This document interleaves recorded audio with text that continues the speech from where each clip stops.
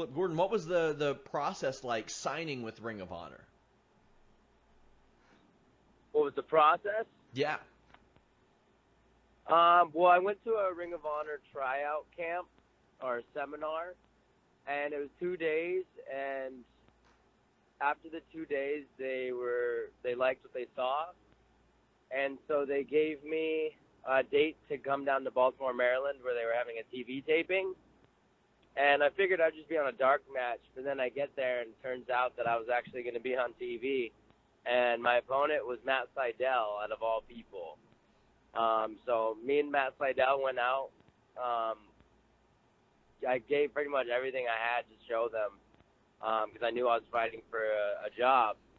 And after that, they reached out to me and offered me a contract. What kind of feedback did you get from that match with Matt Seidel? That was in April, correct? That is correct, yes. I got a bunch of good feedback.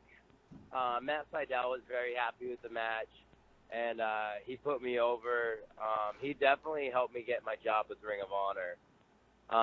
The only feedback I got mainly that was bad was that I have to remember that there's cameras out there and that it's a TV show now, not just a regular wrestling show. There's more than just the people that are present watching now, because there's people at home that are going to be watching. So I need to be able to connect with those fans as well through the TV.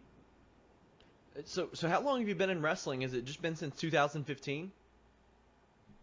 Yeah, I debuted in 2015, so I just hit my 2-year mark in May. So that's a pretty quick ascension for you. It has been, yes. Did you expect that to happen so quickly? I wouldn't say I expected it, but I knew I could do it because I set the goal for myself to sign with a company within 2 years. I didn't expect it because nothing is guaranteed in this business, but I definitely was pushing for it, and I knew that I could do it if I worked hard enough. And you've already competed for the ROH 6-man tag team titles. Did you expect something like that so early in your Ring of Honor run? I did not. And they put me with Coast to Coast, and they're an amazing tag team. And our first night together, we pulled out a victory. So they were impressed to the point where they wanted to give us a 6-man tag title opportunity. And it was awesome to be in there with them, especially being there with somebody like Dalton Castle, who was absolutely amazing. Yeah, you've worked with a lot of people, and a lot of people might not realize it, but I mean, Dalton Castle, EC3, Pentagon, Seidel, Ricochet. You've worked a lot of, and that's just in the past few months, right? Yeah, I've been in there with a lot of top guys. I've been there with Cody Rhodes, Jushin Thunder Liger, all kinds of people. It's been a crazy ride this last 2 years. And also to kind of go along with that, triple threats, 6-man tags, 8-mans, TLC matches you've already had. Do you think that's an important thing to approach early in your career? Which, I mean, you've already made it to Ring of Honor, but to get like all this different kind of experience under your belt? Oh, 100%. Anytime you can go out there and have a different kind of match with a different opponent, it just makes you that much better of a performer. Now I got to ask you, are the Bullet Club ribs harmful or harmless? They are harmful ribs. They never stop. The last one, or one of them I saw, where you got the old Shattered Dreams. Did you grow up watching the likes of Goldust? And I mean, how old are you? I'm 25. So I mean, you very well could have grown up watching Cody Rhodes. I actually did grow up watching Cody Rhodes. It's kind of remarkable because as weird as that is, because he's so young. Yeah, and he's been at it for 10 years. I mean, he was in WWE 10 years ago, and most of the people that are like, yeah, I grew up watching Dusty, I grew up watching Goldust. I mean, there's a very good chance you grew up watching all three of them. I really did. I mean, I didn't watch much of Dusty until these last couple years. But I grew up watching Goldust. I grew up watching Cody. So to be able to work with somebody like Cody is absolutely amazing. Yeah, I thought that was a really cool spot they did, especially the the hugs and all that stuff. There was one thing in particular I wanted to ask you about. You were part of Joey Janela's spring break. I was. Which was either the best worst show I've ever seen or the worst best show I've ever seen. I don't know which, but I'm watching next year's and I'm interested in it. And I did a podcast with Matt Riddle leading up to the Dan Severn match that night. And outside of that, I think the highlight was the clusterfuck, for lack of a better term. That was the name of the match. What was that like? What was that entire situation like? Because I've heard a lot of different things. Man, I didn't know what I was getting myself into. I didn't know how the match was going to go. I wasn't sure if we were all starting at once, one at a time. But it was different. And it was definitely, I get asked this question a lot. So obviously the match did its job about getting eyes on the product because people didn't know what they were in for. And people loved the match because it had such dynamic. We had so many different personalities in that match that you wanted more. You didn't know what you were going to get. Yeah. Did you expect it to go 35 minutes? I didn't stay the whole 35 minutes. I got eliminated. Oh, yeah. I mean, I know, but that thing went on a while. You had Glacier. I heard that Gilbert was supposed to be there, but didn't show up. Yeah, I heard that as well. And who was it? Did Dink just, walk out? Yeah. What's your reaction when you see something like that? I mean, you got so many things, different things going on. You're in the match. Then later on, you got an Ethan Page Glacier Mortal Kombat face-off.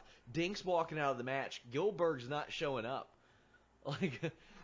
This really was. It lived up to its title. It was pretty fantastic to see. Yeah, I mean, what if Gilbert was actually wearing an invisible cloak and was the Invisible Man in that match? Did you ever think about that? Maybe he's the master of disguise. Maybe he did show up. Maybe he did show up. Damn.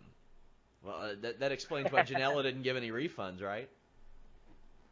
Exactly. Now, what has your experience been like thus far in Ring of Honor, whether it be backstage, in the ring? How have you liked it? I love it. I'm not just saying that. I genuinely love every time I see ROH on my calendar, I get excited to go to work because I know I'm working with some of the best wrestlers in the world. Just in the backstage, everybody's so helpful. They'll go out of their way to help make matches better. They'll give input. They'll give feedback. They just want to see you succeed. So to be back there with some of the guys is awesome because they'll literally listen. They'll watch. They'll give you feedback, and then they'll watch again to make sure you took the feedback. Every guy on that roster wants to go out there and put on the best show possible, so they don't want the product to suffer. So they're willing to go out of their way to help everybody, all the new guys. And it's really an awesome thing to see because a lot of the times on the indies, guys aren't like that. They just want to go out and have their match and don't really care about the rest of the show.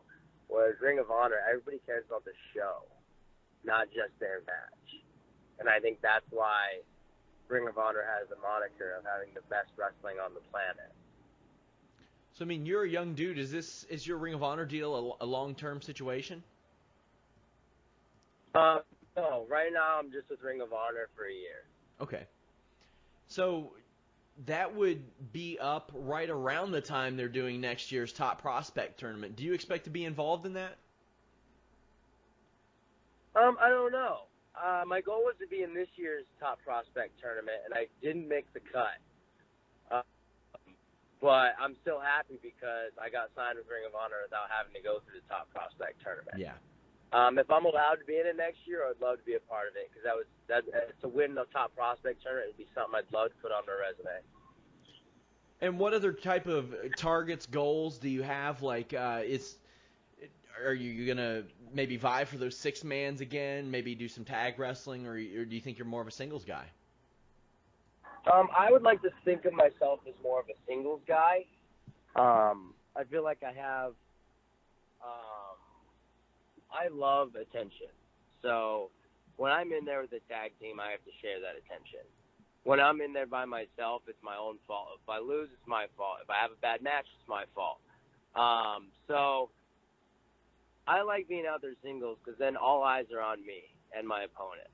So I feel like I have better matches when it's just me in there. So in your limited experience in Ring of Honor, like what kind of I mean, I know you've worked with experienced guys, you've worked with maybe some lesser experienced guys. What do you think of that mix that Ring of Honor has? Because one night you could be working a guy who's been wrestling for 25 years like Christopher Daniels, and the next night maybe a guy that hasn't been around so long. It just adds to like your repertoire, because I can work somebody like Frankie Kazarian and go out there and learn so much from him, and then I can take what I learned from him and go work somebody that's not as experienced as Frankie, and maybe not teach the person, but like take the things from that match with him and put it towards the other match to help make all of us better. Because there's a few of us that are brand new there, that are still on the rise, and so to be able to work both, not just with experienced guys, it's just a cool dynamic. Ring of Honor also has a pretty good relationship with New Japan. What do you make of New Japan running American shows? And it seems like they're going all in on that. What do you think that'll take away from Ring of Honor's business, or do you think it'll maybe help accentuate it? I think it'll help accentuate it. I love what New Japan Pro Wrestling is doing right now, and one of my goals for 2017 is to go to Japan and wrestle for them. It's a big goal. I've accomplished every goal I've set out for myself thus far, and so I'm hoping that I can accomplish that goal before the end of 2017 as well.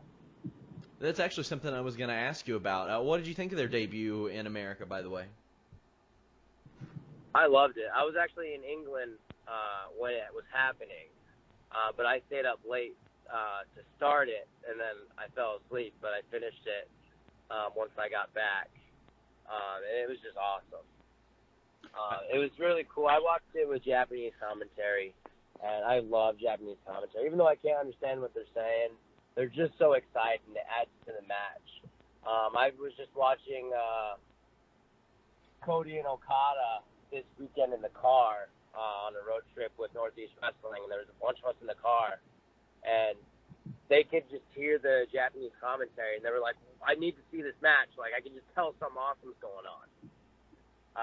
So, I mean, I loved it. I'm glad they brought JR back. I wish I could have heard that live, but unfortunately I was out of the country for it. But I love it. The fans seem to be fully invested in every single match on the card. They didn't look tired. They looked like they were excited, and that's just good business.